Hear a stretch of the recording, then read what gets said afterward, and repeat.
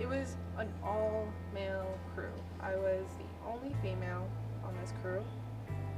So it was, and then I was the producer as well. So, and even though it was like a small skeleton crew, it's still a crew. So, and being the only woman there, it was really tough because this guy seemed to listen to everybody else but me. And even though I tried to push my director to try and speak up, my director felt like he still couldn't speak up enough.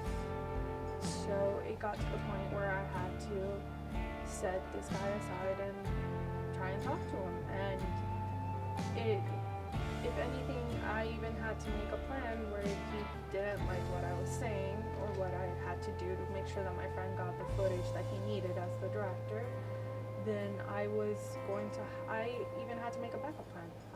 I went up to him, talked to him, and it got to a point where he believed I, not necessarily said, but it was heavily implied as if I did not know as much as him, I was not as experienced as him, where it kind of felt like he was holier than thou expression, where he's up here and I'm down here.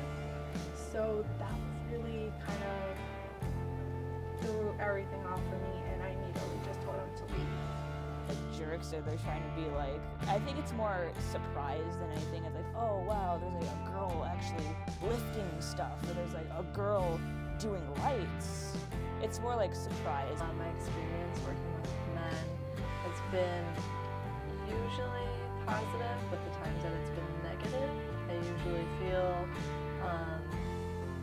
like they try to give me jobs that are easier than what they're doing, so it kind of degrades my role in the film industry, and they're not necessarily rude or I would say they're a little bit exclusive, so it hasn't always been a very positive experience for me, because usually in most of my film classes I'm one of the only girls, so there's an extra pressure that you have to be as good, if not better, than the men in the class, or on set you have to do more to prove to them that you can lift more things, or you can like set up lights, because usually they're not going to assume that you know how to do that stuff.